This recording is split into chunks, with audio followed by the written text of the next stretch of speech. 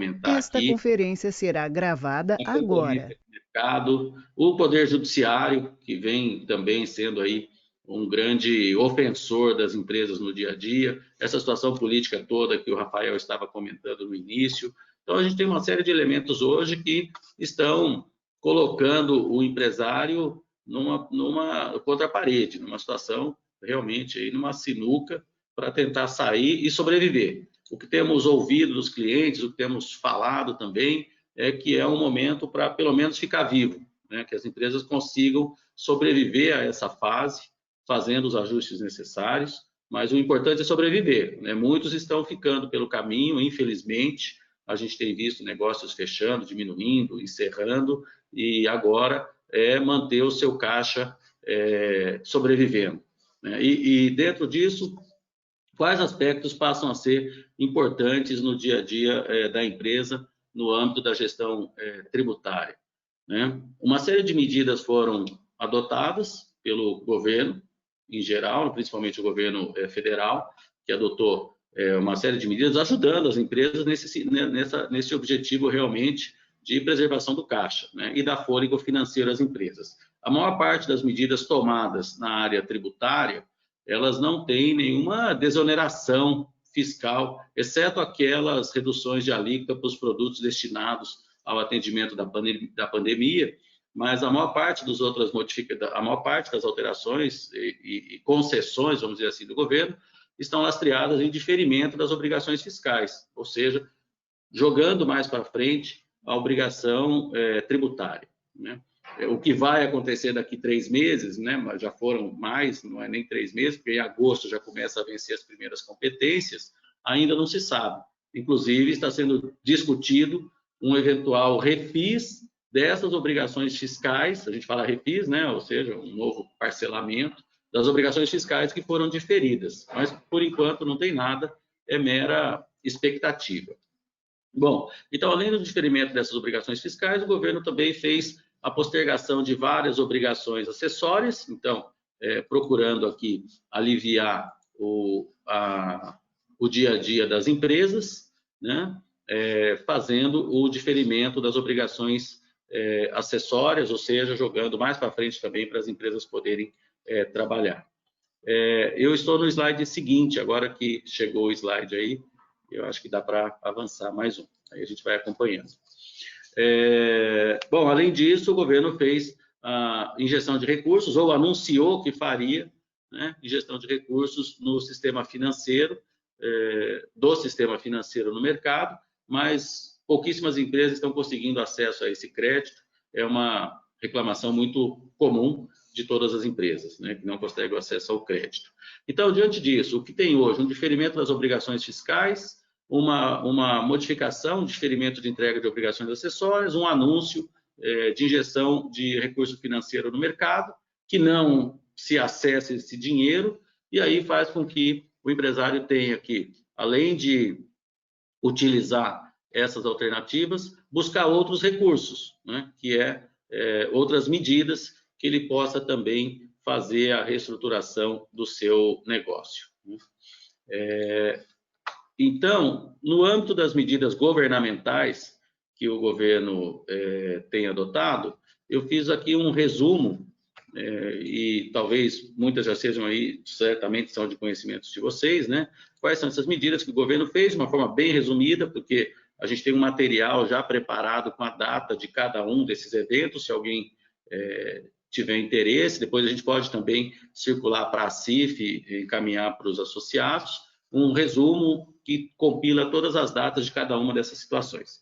Então, nós temos as empresas do Simples com diferimento de pagamento, o microempreendedor individual também com alterações de recolhimento das contribuições de PIS e COFINS, alteração do INSS patronal, alteração até do empregador doméstico também, né? O imposto de renda da pessoa física também com alteração, a redução do imposto de importação a zero, como eu falei, para produtos médicos e hospitalares, são medidas no âmbito governamental de diferimento de tributo.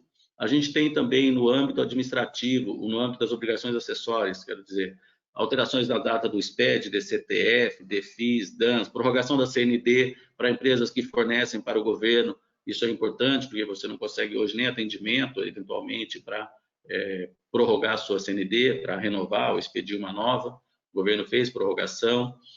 Também saiu recentemente uma outra medida impedindo a exclusão em caso de atraso de parcelamento. Então, agora não tem aquela exclusão automática depois de 3 parcelas sem pagamento. E aí, é uma série de medidas que a gente vê que o governo procurou, de uma certa maneira, aliviar o caixa, que é o que eu comecei aqui mencionando. Importante, nesse momento, preservação e blindar o caixa de uma maneira geral. Além dessas medidas governamentais na área do diferimento, a gente tem mais algumas ainda que vêm complementando isso. Outras medidas, né? Está aqui no slide seguinte: alteração na data do imposto de renda, alteração na data da declaração final do espólio, a declaração final de saída definitiva do país, o imposto de renda da pessoa física, primeira cota. O governo alterou ou flexibilizou a possibilidade de fazer assembleias ou reuniões de sociedades por ações, cooperativas ilimitadas, né? Tem até 30 de junho para fazer, agora sendo admitido também se fazer isso por forma de maneira virtual. Os prazos de suspensão dos tributos de drawback, o Gabriel vai abordar isso mais à frente. Então, uma série de medidas governamentais, administrativas, vamos dizer assim, tudo para facilitar e simplificar as empresas nesse período. E, olhando para os associados da ACIF, como eu comentei, cada um pode estar numa situação. Alguns certamente usando todos os incentivos tributários e fiscais, e outros, com certeza, também aproveitando para aliviar um pouco essa pressão no número de obrigações acessórias que a gente tem. Um outro Robertson, ponto... Oi. A redução dos tributos, a postergação, né, desculpa, ela não abrange os incidentes na importação, né? Desculpa, não ouvi.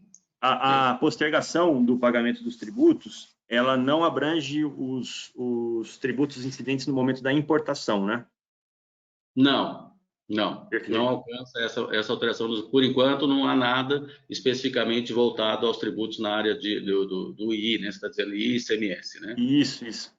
Não há nada ainda, nenhum benefício específico para o momento da importação. E se já não teve, é capaz de não ter, né? Capaz ainda de não vir a ter. Mas é bem lembrado esse ponto também.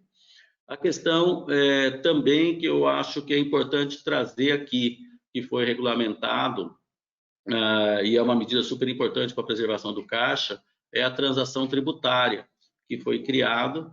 Historicamente, o contribuinte não tem oportunidade de, entre aspas, negociar com o fisco, né? Exceto naqueles programas de parcelamento específicos que existem, Refis 1, etc., todas as anistias fiscais, vamos dizer assim.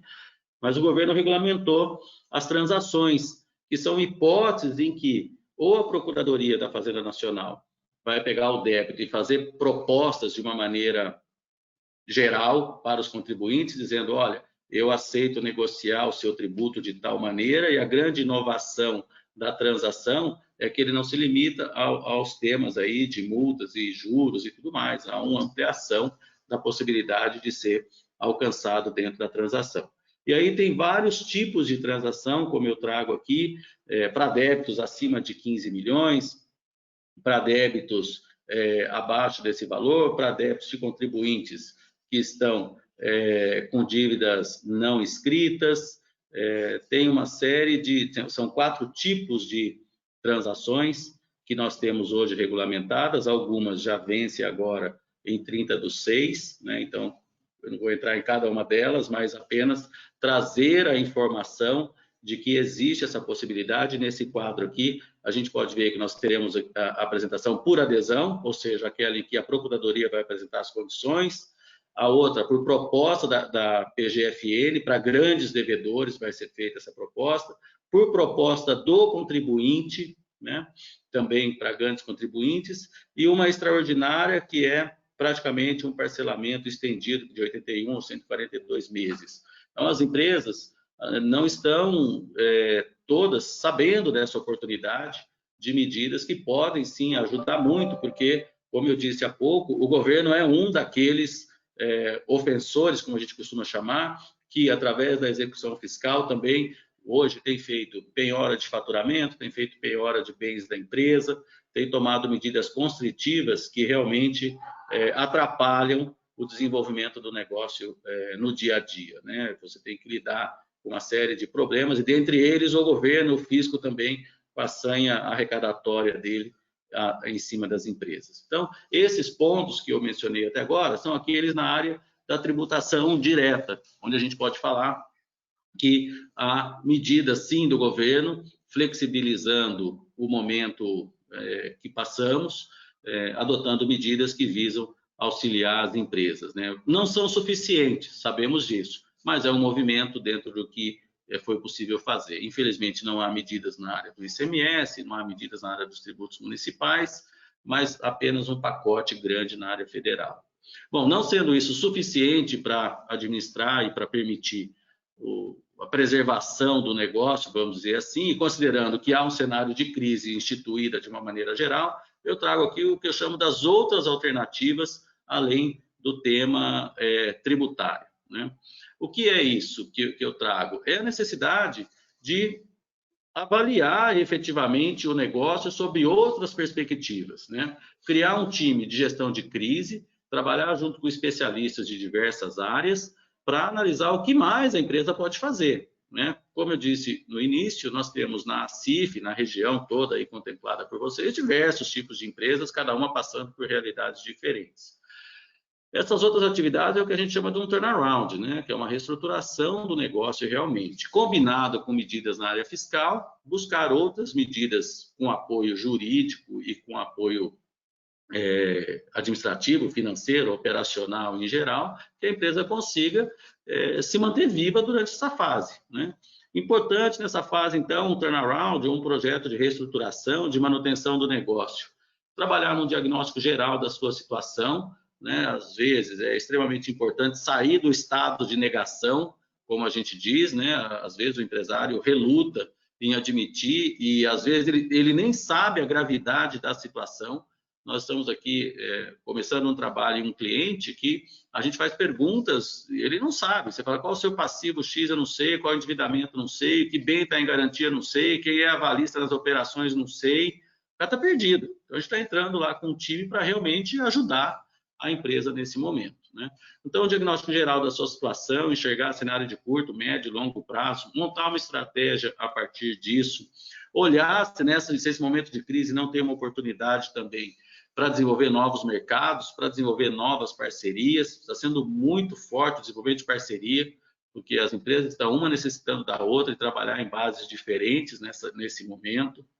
Olhar para os mercados, e o mercado de exportação, por exemplo, é a parte seguinte aqui que o Gabriel vai abordar, né? Como as empresas podem acessar outros mercados, é importante isso. Além disso, além do acesso a outros mercados, né, dentro do desenvolvimento, o que mais pode ser feito? A empresa pode também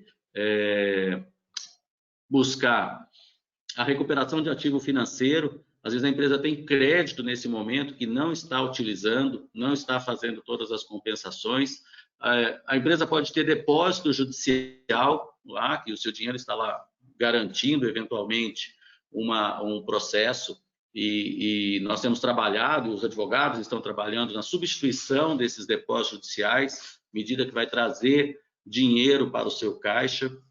Também contestar essas multas, né, que estão sendo lavradas aí por conta dessa confusão toda, ou seja, isso não vai trazer dinheiro no seu caixa, mas vai prolongar o surgimento de um passivo.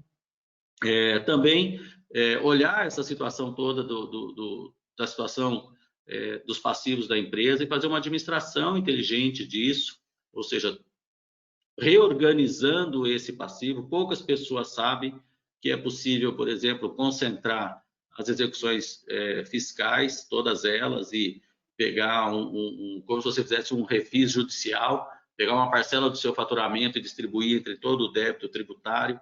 Poucas pessoas sabem também que é possível você fazer quase que um refis trabalhista, juntar todas as execuções trabalhistas e negociar, entre aspas, com a justiça uma concentração desses casos e falar, olha, eu posso destinar 100 mil por mês para pagar todas as execuções, 30 mil por mês, 10 mil por mês, 1% do faturamento, medidas que os empresários desconhecem, às vezes não têm acesso a essa informação e estão sofrendo com problemas assim, de todo lado, né? Que no fim do dia estão desviando o seu caixa, né?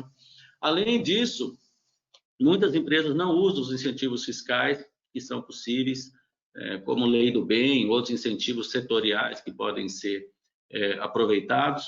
E o que está sendo muito realizado também para proteger o caixa nesse momento ou evitar a saída de recursos num momento de crise é essa revisão judicial dos contratos mais onerosos, ou seja, as empresas estão buscando suporte na revisão dos contratos, serviços que não estão sendo prestados 100% por conta da pandemia, as questões relacionadas ao aluguel, né, vocês devem ouvir aí com frequência, né, muita discussão na área de aluguel, empresas que não estão usando os armazéns, não estão usando os escritórios, querem revisar os contratos de aluguel, né? E por fim, né, então assim, isso eu chamo dos contratos ABC, né? Vamos olhar quais são os contratos mais relevantes da empresa e se há uma possibilidade de dar um apoio ao empresário numa revisão. A ideia não é dar um calote nos seus fornecedores ou nas partes contratantes, mas sim buscar uma revisão disso, negociar com esses fornecedores e tudo isso visando preservar o caixa. Se você preservar o caixa, você vai levar a sua empresa à frente, pelo menos para passar essa fase e depois voltar a uma situação normal. E, por fim, nada disso dando certo, a gente tem os mecanismos de reestruturação mesmo, judicial, né? Hoje, o Tribunal de São Paulo criou o que a gente chama de mediação judicial, então você instaura um processo antes de uma recuperação judicial, ela é mediada pelo tribunal, serão chamados os fornecedores, faz uma audiência, quase uma audiência de Sejusc, né? De pequenas causas, mas ela é no âmbito dos fornecedores, isso também muita gente não conhece a possibilidade de fazer, é algo novo, isso foi regulamentado aí há cerca de 30 dias. No fim, a empresa pode ainda buscar uma reestruturação judicial, que é uma repactuação com todos os seus fornecedores, bancos e tudo, e no limite ainda, a possibilidade de uma reorganização judicial, que é aquilo que se evita a todo custo, mas a gente acorda, né? Acordei ontem a notícia, a Latam pediu recuperação judicial, Hertz pediu recuperação judicial, fulano pediu recuperação judicial. Às vezes é o último mecanismo, mas é um mecanismo que também te dará mais fôlego, permitirá negociar, não é um calote com os fornecedores, mas sim o uso de um mecanismo legal previsto no nosso sistema jurídico e que pode sim ajudar a empresa a sair desse momento duro que todos estão passando e sair desse momento de crise.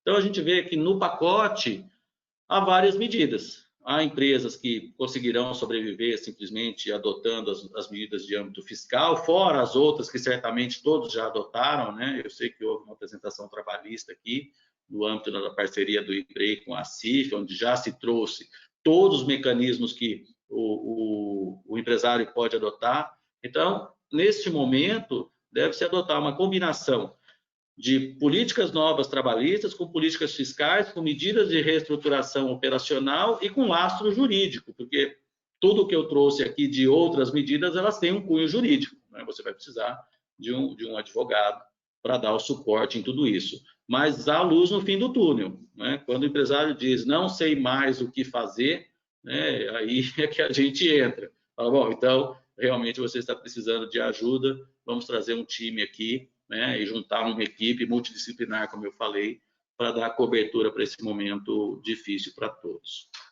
São esses pontos que eu queria trazer para o debate, né, deixando em aberto eventuais perguntas. Foi bem rápido aqui, porque a ideia realmente não é entrar no detalhe de cada um, mas alguns insights que podem ser aproveitados depois e certamente haverá oportunidade de detalhar algumas situações em particular. Então, eu agradeço mais uma vez a CIF, o Rafael, a todos que deram suporte aqui, estou à disposição. Agradeço, muito obrigado. Mereciano, eu queria te fazer uma pergunta, por favor. Qualquer que seja o porte da empresa, desde microempresas até empresas de portes maiores, existem benefícios dos quais elas possam se beneficiar, elas possam aproveitar.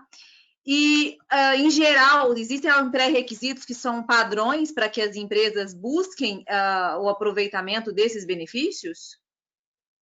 Não há no caso das medidas governamentais federais, não existe, né? Você vê que logo no começo eu falo, olha, tem algumas coisas para empresas que estão no Simples, então algumas medidas que foram adotadas para empresas que estão no Simples, há outras medidas para as empresas que não estão no Simples. Então não há nenhum pré-requisito. Ela simplesmente, no caso de um recolhimento de um PIS/COFINS que ela vai usar da prorrogação de 90 dias, ela não vai recolher no prazo, lá na frente ela vai recolher com a competência do mês de março e de abril, por exemplo. Então, é simplesmente operacional contábil, não precisa de autorização, não precisa de nada, ela tem que simplesmente operacionalizar esses mecanismos na área federal, né?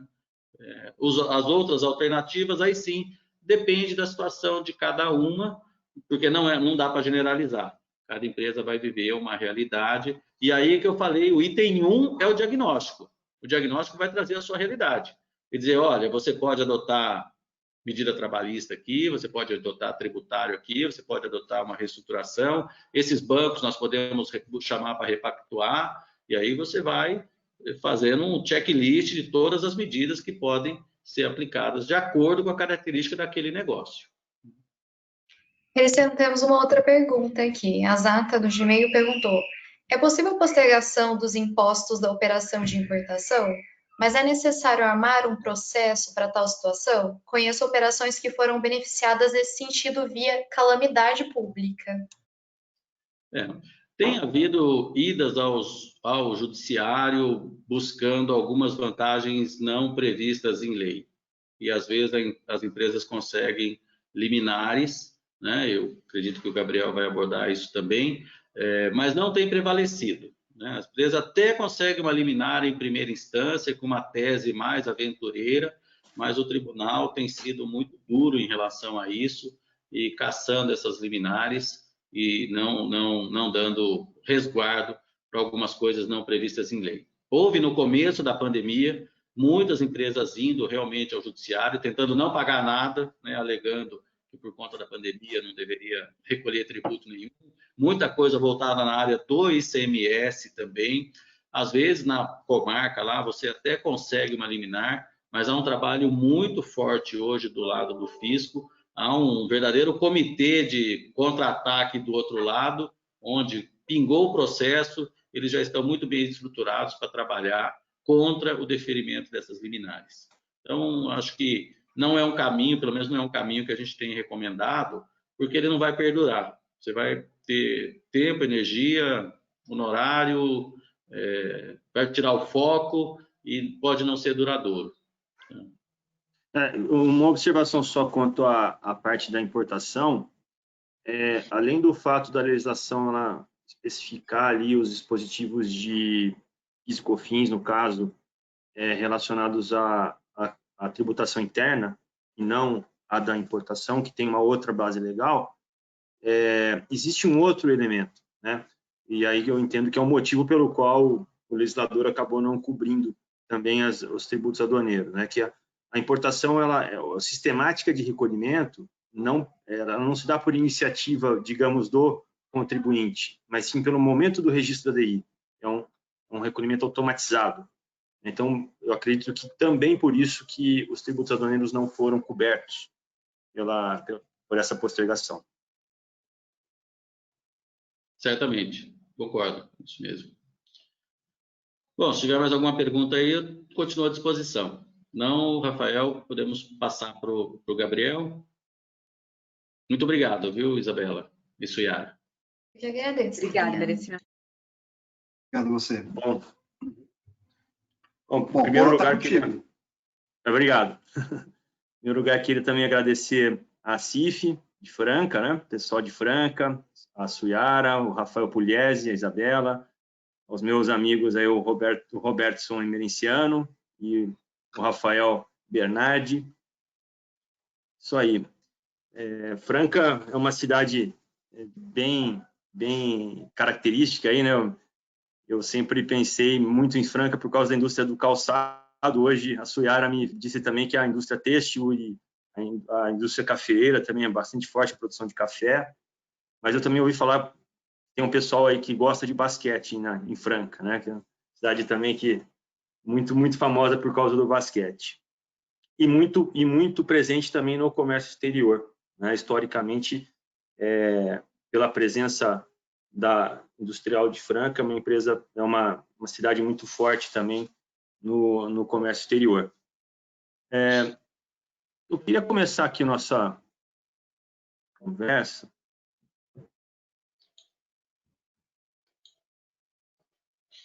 trouxe aqui um histórico, né, sobre o comércio exterior com alguns dados e fatos. Eu queria propor aí no começo da nossa conversa uma reflexão sobre o histórico do comércio exterior no Brasil, né? Eu trago aqui alguns dados de comércio internacional e volto lá em 1978. Eu sempre cito 1978. O pessoal fala que é por causa do Guarani, porque eu sou de Campinas, mas eu nem sou bugrino, porque é a data do meu nascimento, tá? Então, em 1978, isso aqui é um dado da Organização Mundial do Comércio, eu busquei e validei esse dado essa semana. O Brasil ele tinha uma participação um pouquinho maior que a da China nas exportações, em comparação com as exportações realizadas no mundo inteiro. O Brasil era 1,2, 1 ponto alguma coisa, e a China tinha um pouquinho menos de 1%. Né? Então, as economias foram se desenvolvendo, umas mais, outras menos. Aqui nos idos dos anos 90, eu coloco aqui 1995, porque eu me lembro bem dessa época. Eu estava num período pré-vestibular e muito se discutia sobre globalização, né? Os blocos econômicos sendo consolidados, as empresas atuando de uma forma global, a cadeia de suprimentos se globalizando, né? E isso tem tudo a ver com o comércio exterior, né? O comércio exterior se tornando cada vez mais estratégico para as empresas, porque não para os países, muito em virtude dessa globalização da cadeia de suprimento, né? Um dado aí que também recente, é uma das grandes preocupações no começo da pandemia, era em relação à cadeia de suprimentos de medicamentos. A Índia é um dos principais fornecedores de suprimentos para medicamentos, e a preocupação era, poxa, se houver lá um lockdown na Índia de meses, o que vai acontecer? Né? Então, aqui a gente já começa a ter aí algumas reflexões sobre o que a gente está colhendo com essa globalização. Né? Agora, nesse momento, os questionamentos que nós temos em relação a isso, será que teremos nos próximos anos um movimento talvez de desglobalização, né? ou pulverizar um pouco mais as cadeias logísticas? São tendências aí, reflexões que eu acho que faz sentido as empresas fazerem, né? Não só pela sua cadeia de suprimentos, mas também pelas suas vendas, né? Os seus clientes talvez vão pensar um pouco nisso. Em 2013, eu coloquei 2013 aqui, eu fui pesquisar isso, e em 2013 começou a se falar de indústria 4.0. Vou falar um pouquinho mais disso, só a título de reflexão, tá, pessoal? Quem sou eu para querer falar sobre indústria 4.0, mas eu queria fazer uma reflexão sobre como isso se reflete no comércio exterior. A primeira vez que eu ouvi falar em indústria 4.0 não foi em 2013, eu sei que começou em 2013 numa feira lá em Frankfurt, e a primeira vez que eu ouvi falar foi em 2016. E, por fim, um outro dado que eu trago é a posição atual lá, comparativa com 1978, o último dado é de 2019, da Organização Mundial de Comércio. A China aqui com 13% do volume de exportações do mundo, e o Brasil continua lá, um pouquinho maior, acho que 0,1%, 0,2% maior na sua participação nas exportações. Então, algumas coisas importantes aconteceram aqui nesse caminho, quando a gente pensa em políticas, infraestrutura, busca por tecnologia, procedimentos em comércio exterior, né? Lógico, é inquestionável, existem questões de subsídio na Índia, na China, que a gente também não pode deixar de ter em mente, mas certamente não é só isso, né?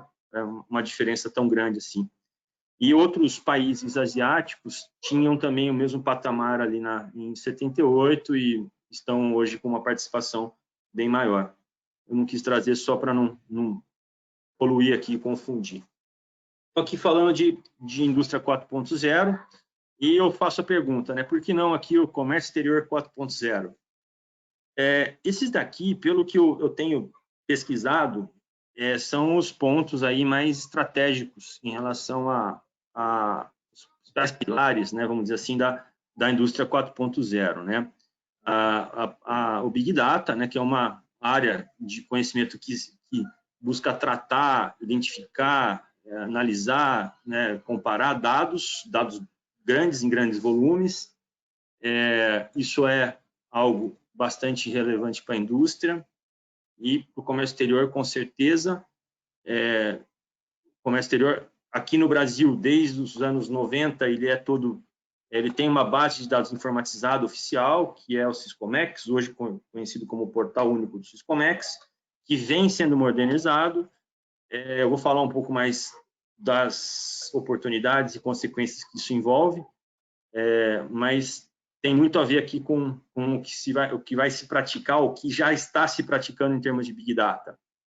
A internet das coisas, né, que é a forma como as coisas, os objetos, as máquinas, elas vão se conectar com a internet independentemente da atividade humana, e isso aqui também tem um potencial enorme para comércio exterior.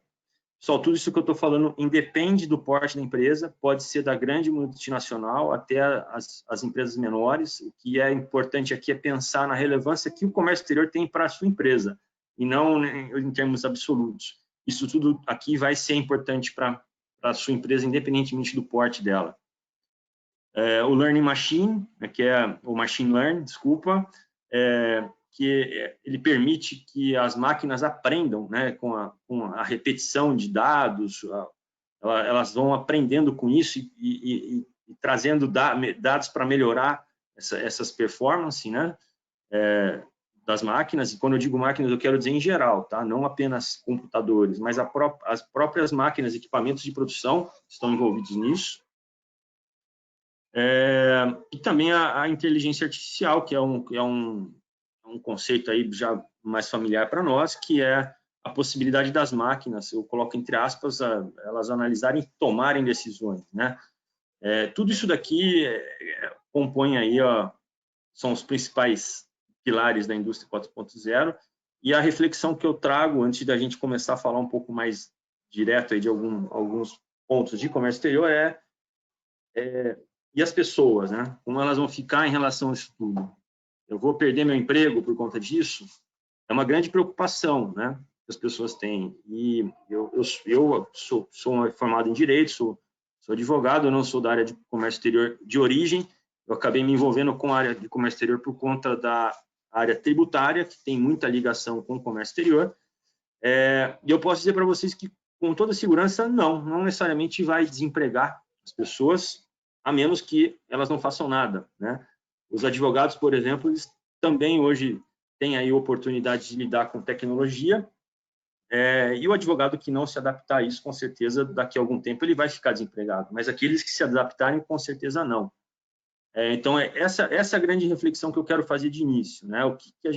Onde a gente está em relação a isso e o que a gente pode melhorar, né? O profissional de comércio exterior é um profissional que sempre foi marcado e visto como aquela pessoa que tinha que fazer a mercadoria entrar na empresa ou sair da empresa nas operações com o exterior.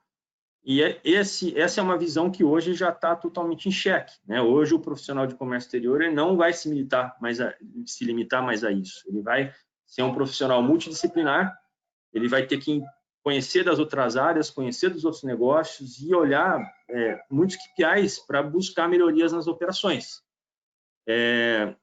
O que é algo, não vou dizer que é melhor ou pior, mas é diferente daquilo que a gente tem vivenciado. Então, é uma reflexão que eu quero propor para todos. Isso aqui é algo que a gente tem acompanhado muito de perto e em muitas discussões qualificadas sobre o tema comércio exterior e tem total relação com os pontos que eu vou tratar a seguir.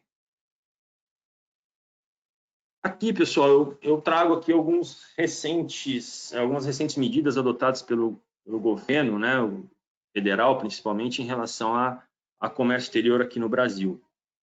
Eu trouxe aqui essa escadinha, que ela representa aqui uma ordem de acontecimentos, mas vamos dizer que o pontapé inicial foi um acordo que o Brasil assumiu, né, um compromisso que o Brasil assumiu na Organização Mundial das Aduanas, no sentido de modernizar. Eu não gosto muito do termo modernização, eu acho que é mais atualização do que modernização, atualizar o comércio exterior, né? No sentido de criar uma base de dados comum, melhorar aí, até a forma como as operações são registradas, a integração entre os dados de comércio exterior e os dados fiscais. Então, nessa linha, o Brasil implementou aí o programa OEA, né, Operador Econômico Autorizado, que é uma certificação internacional, começou na Suécia, na Europa.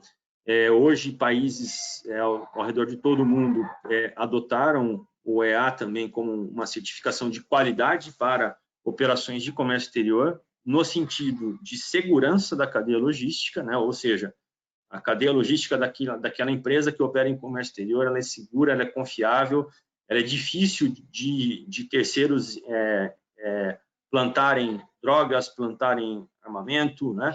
É uma cadeia segura, e também no sentido do compliance, né? O cumprimento das normas, as normas tributárias, as normas aduaneiras de comércio exterior. Então, o Brasil ele já tinha um regime muito parecido no começo dos anos 2000, e em 2015 ele implementou a certificação OEA aqui no Brasil, que é, como eu disse, ela é global, e ela tem aí um benefício muito interessante em relação à possibilidade de agilizar os processos aduaneiros das empresas que são certificadas, né? Então, o tempo de desembaraço de uma mercadoria de uma empresa que é certificada no OEA, ele reduz significativamente, o que significa uma redução de tempo de estoque, o que impacta KPIs financeiros da empresa, aumenta a confiança na cadeia logística da empresa. Existem aí também outros benefícios sendo discutidos, inclusive, o governo recentemente criou, mas ainda não regulamentou, que é a possibilidade da empresa certificada no OEA, ela retirar as mercadorias antes mesmo do fiscal efetuar o desembaraço, independentemente do canal de conferência, se o canal é verde, vermelho ou amarelo. Eventualmente, um canal vermelho, né, no canal de conferência, ele seria executado com a mercadoria dentro da empresa. Isso, não, como eu disse, não está regulamentado ainda, mas é um benefício concedido para esse tipo de empresa. Isso aqui tem muito a ver com aquilo que eu estava falando antes, né? Essa melhoria de processos, a melhoria as automatizações que a empresa faz, a qualidade dos controles, os principais drivers utilizados pela Receita Federal para conceder esse tipo de certificação estão relacionados a isso, né?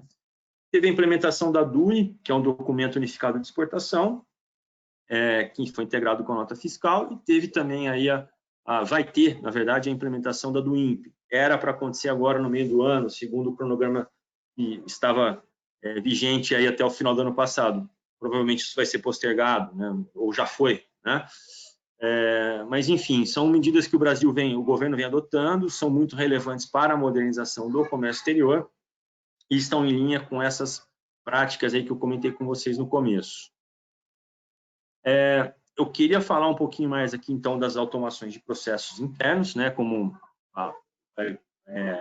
tendências, né, em relação à gestão do futuro do comércio exterior. Por quê? Isso ganhou muita força, pessoal. Isso já vinha sendo discutido com os conceitos da indústria 4.0 e do comércio exterior 4.0, na minha concepção, mas ganhou muita força agora nesse momento que a gente está passando, né? Esse momento ele colocou em xeque muitas questões, como eu disse, em relação à cadeia de suprimentos e também em relação a como as empresas elas lidam com seus negócios, né? O quão automatizados são os processos. Quanto mais automatizado for um processo de uma empresa, potencialmente menor será o risco a que ela estará exposta. Então, a busca pela automatização de processos é algo que vai, com certeza, trazer segurança e eficiência para as atividades das empresas. E aí existe também uma questão que eu tenho dito bastante, tem que ter o chamado desapego das atividades manuais, né? Então, nós, às vezes, temos um certo receio de automatizar coisas, porque aquilo que a gente faz no dia a dia manualmente é algo que nos garante ali a nossa função. A gente tem que desapegar, a gente tem que procurar entender o que a gente pode fazer para melhorar, automatizar e padronizar esses procedimentos. Isso é uma forma de dar segurança ao negócio e, por que não, para a nossa atividade, né? Eu também Gabriel, temos uma pergunta aqui. Desculpa te Imagina, que é isso? interromper.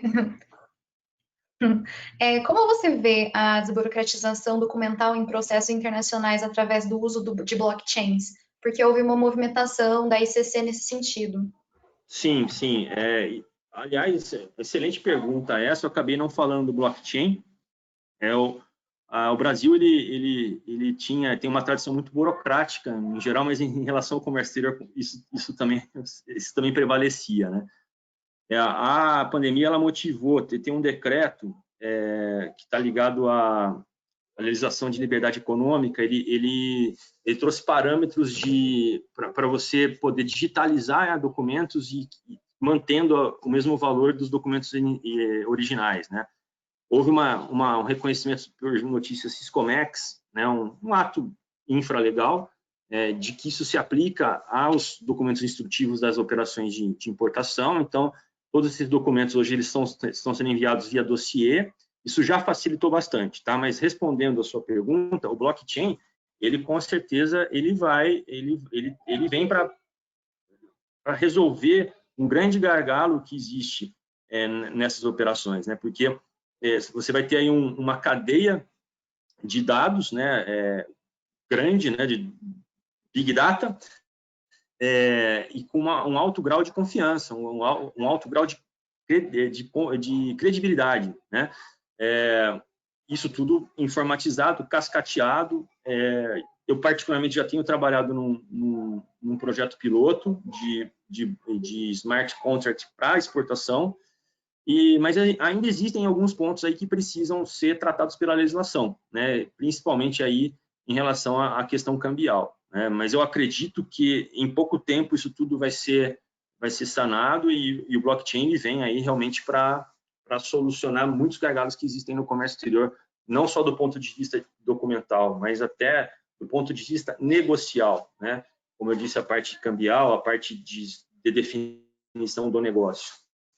Vai ser uma ferramenta interessantíssima. Obrigada. Imagina. E eu estava comentando aqui sobre o alinhamento entre áreas das empresas também. Isso é fundamental. Uma coisa que, assim, eu fico muito triste quando eu ouço isso aqui não é da minha área, né? Então, a gente trabalha aí por exemplo, entrando aqui agora um pouco nos benefícios, né? O benefício do drawback. O drawback, o que é isso aqui, pessoal? O drawback não é novidade para ninguém que atua em comércio exterior, né? Mas, assim, o que é novidade? O que pode ser mudado em relação ao drawback? O drawback ele não é um benefício para começar, ele é um compromisso que a empresa assume, porque ela importa insumos com suspensão de tributos e ela se compromete a exportar o produto final num prazo máximo de 2 anos, né? 1 ano prorrogado por mais 1 ano. E esse regime ele tem uma série de amarrações, não é simplesmente importar algo aqui hoje e depois exportar outra coisa. Não, tem que respeitar um lead time de produção, tem uma estrutura de produtos, você tem que ter uma amarração entre insumo e produto exportado, né? Então, é um regime que envolve um controle de forecast de exportação enorme, né? E o forecast ele pode cair por uma questão de mercado, uma questão cambial, uma questão econômica, uma questão da empresa, estratégia da empresa. O forecast de exportação pode cair, e a partir do momento que você importou aquele insumo, você tem que exportar ou nacionalizar pagando tributo, né, ou com multa e juros. Então, é um regime que envolve toda a empresa. Se a empresa não tem uma comunicação adequada entre as áreas, se existe essa cultura, comércio exterior é com comércio, drawback é exportação, importação é comércio exterior. Não é. ele envolve uma série de dados e definições e decisões que estão em outras áreas, que impactam, sim, a operação de comércio exterior, mas não é um regime de comércio exterior, é um regime da empresa, né? Então, esse alinhamento entre as áreas e o que eu chamo também de concentração de processos sinérgicos, são dados fundamentais para que as empresas possam alcançar esses benefícios, um benefício relacionado ao drawback, um benefício relacionado ao reintegra, os próprios benefícios relacionados aos acordos de facilitação de comércio, né? O que eu quero dizer com concentração de processos sinérgicos? Veja só, o drawback, a empresa ela precisa ter um breakdown, né, da estrutura de produtos dela. Para ela poder exportar e o cliente dela utilizar um certificado de origem lá no destino e não pagar imposto de importação, ela também precisa ter controle de origem das mercadorias, ou seja, ela precisa ter o breakdown da estrutura do produto. Para ela poder definir qual que é a alíquota do ICMS interestadual, ela também precisa fazer um cálculo do conteúdo importado da mercadoria. Para ela poder eleger essa mercadoria exportada ao reintegra, ela precisa também ter o controle de insumos importados e nacionais. Ela precisa ter controle desse custo. Então, veja, só aqui eu citei 4 situações de processos sinérgicos. São 4 institutos, benefícios ou situações tributárias diferentes, mas que os 4 têm a ver com origem de mercadorias, né? A composição dessas mercadorias. E quando nós vamos nas empresas, nós vemos cada área executando um desses processos. Por que não unificar esse processo, né? É um processo sinérgico. Então, esse tipo de oportunidade que eu estou falando, né? Procurar drawback, integra, não é novidade para ninguém que atua em comércio exterior, de novo. Mas por que não procurar aproveitar essas oportunidades que existem dentro das empresas para facilitar, para automatizar, para unificar dados, né? Integrar as pessoas? É esse tipo de reflexão que eu estou propondo aqui. Temos aqui também os benefícios relacionados aos ex-tarifários, né, que são as reduções de imposto de importação para equipamentos, bens de capital e bens de tecnologia ou de telecomunicação sem similares nacionais. O Emenciano, ele citou aí uma redução que houve por parte do governo federal para equipamentos para combate à Covid. É algo parecido aqui o que a gente tem em relação a ex-tarifários, né?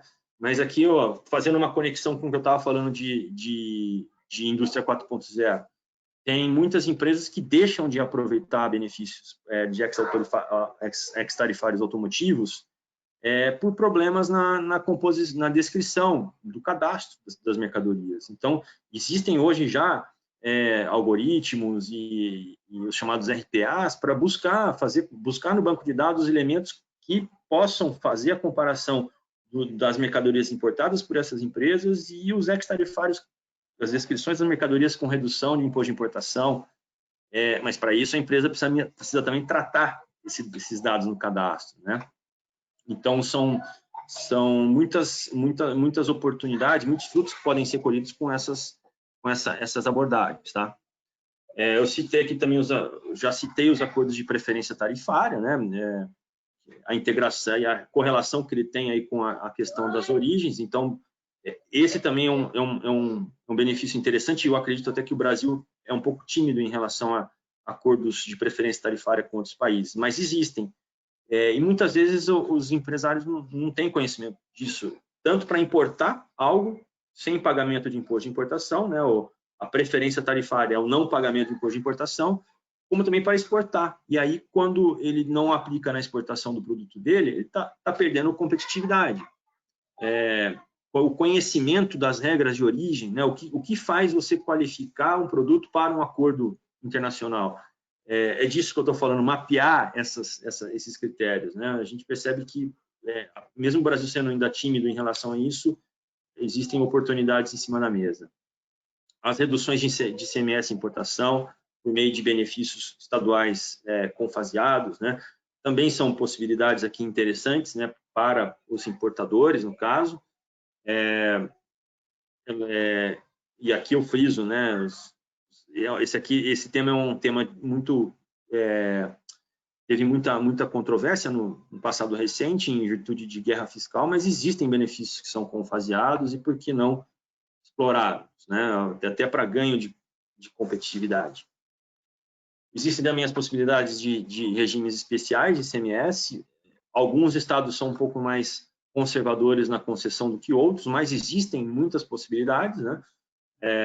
Então, o que acontece aqui? As empresas exportadoras, elas têm uma grande volume de exportação e acabam acumulando crédito de ICMS por conta disso. Elas podem buscar regimes especiais para minimizar o impacto desses créditos, né? Porque esses créditos, uma vez que eles não são monetizados, não são aproveitados, eles acabam se tornando um custo efetivo para a operação. Muitas vezes a empresa ela nem é uma grande exportadora, mas ela tem muitas saídas tributadas a 12%, 7% ou 4% nas saídas interestaduais, e ela tem muitas aquisições em São Paulo, isso também faz com que ela acumule muito ICMS, enfim.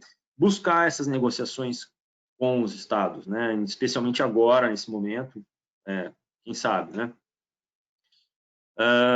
Utilização de regimes de entrepostos, né? Também algo tímido ainda no Brasil, mas que existe oportunidade para lidar com riscos cambiais, né? Os entrepostos aduaneiros. Eu cito aqui duas discussões judiciais também importantes, que é a incidência de IPI na revenda de importados, né? Que é um tema em discussão. Quando você importa algo e revende no mercado interno, a legislação diz que você tem que recolher o IPI na saída. Existe uma discussão aí que não tem que recolher na saída. É uma tese tributária. E tem a da taxa do Siscomex, que já está decidida, inclusive, pelo Supremo Tribunal Federal. Houve uma majoração dessa taxa do Siscomex, é uma taxa relativamente pequena, mas quando você olha para toda a DI registrada pela empresa, nos últimos 5 anos, o volume pode ser alto. Então, é uma forma de, na linha do que o Emerenciano estava comentando aqui, algumas oportunidades para a empresa procurar fazer caixa nesse momento, né?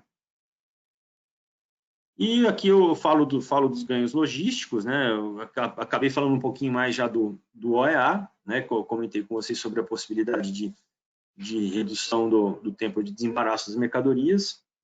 Existe também uma discussão em relação às empresas certificadas OEA. A Receita Federal tem sido bastante cobrada aí pelas associações de indústrias exportadoras, importadoras, né?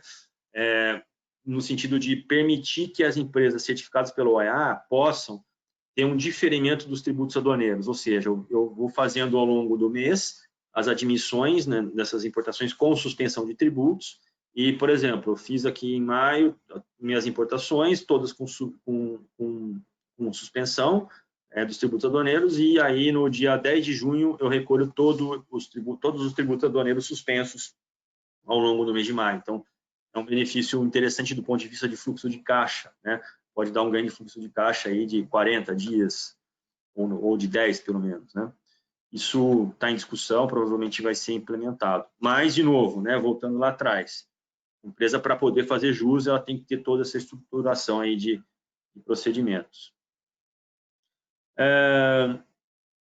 E aqui também, na linha também do que o Emerenciano comentou na apresentação dele, a possibilidade de reestruturação de estratégia de negócio, né, de cadeias logísticas, de renegociação com fornecedores, é um momento também, ele é propício para isso. Aqui é só uma questão mais pontual em relação à questão da segurança, que é uma grande tendência também que eu quero ressaltar, né, que eu tenho visto, as empresas de uma forma global, cada vez mais se preocupando com controles para evidenciar a segurança da carga, no sentido que essa carga não seja acessada por terceiros durante a etapa de logística internacional, né? Então, melhoria de controles, isso aqui está muito forte. Os países estão começando a exigir isso um dos outros e eu diria que isso aqui em breve deixará de ser um diferencial e vai ser uma necessidade, tá? Um ponto bem interessante para quem busca exportar. Acho que vocês estiveram aí com o Sérgio Pereira na apresentação dele, ele fala muito de como buscar mercados, e a exportação é um mercado muito interessante. O câmbio, então, do jeito que está, interessantíssimo, né? mas todos esses controles aqui são necessários também. Né? Então, é importante as empresas estarem estruturadas, porque senão depois a conta chega, né, em forma de multas. É isso aí, pessoal. É o que eu tinha para falar. Me estendi um pouco, peço desculpas.